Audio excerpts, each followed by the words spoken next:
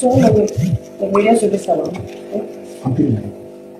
పంపించడం ఇవన్నీ వద్దండి, పంపించడం ఇవన్నీ నాకు చాలా భయం. చూసిన మీ పేపర్లో వేయండి, దాని తర్వాత నన్ను అడిగితే నేను చెప్తాను.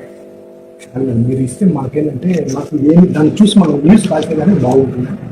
మనం ఏది లేదు, ఇప్పుడు మన ఇంట్లోకి వచ్చాము, దాని ఫోటో ఉంది, అక్కడ సార్ ఉంది, బాగుంటుంది, మేడం ఉంది, ఇట్లా మనం చూసి మనం ఏదైనా చూస్తేనే చేయగలుగుతాం కదా. మనం లేనట్టు మనం రాయకుంటుంది కదా. నేను కూడా మనకి ఏంటంటే మన స్టేటస్లో ఏదైతే వచ్చిందో వాళ్ళ వాళ్ళకి ఎట్లా కొద్దిగా ఇబ్బంది జరుగుతుంది. నేను ఒక 10 minutes కాల్ చేస్తాను, నేను ఇక్కడ తర్వాత మాట్లాడుతాను.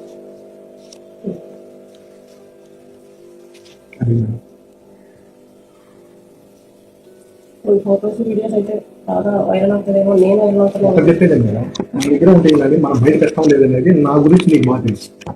అన్న ఎటువంటి వాడు ఏం కష్టం లేదు. నేను ఆ రోజు వచ్చి మాట్లాడమని మీరు కానీ నేను ఎప్పుడు అసలు నేనేం మాట్లాడడం ఎందుకంటే మొహంతో ఏదైనా మాట్లాడతాం, ఎట్లయినా మాట్లాడతాం. కానీ లేడీస్ విషయంలోకి వచ్చినప్పుడు ఏంటంటే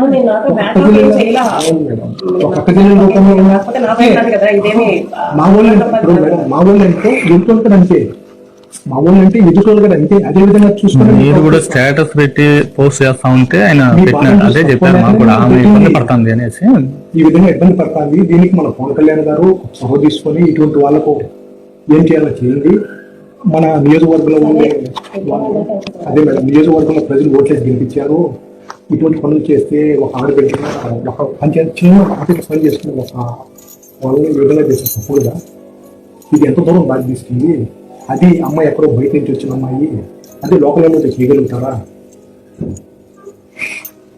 మళ్ళీ అదే కాక దాని మీద మళ్ళీ ఈ విధంగా ఇంత కొన్ని లక్షల కోట్లు డబ్బులు తినేస్తానని చెప్పేసి వాళ్ళ మీద నింద వేయడము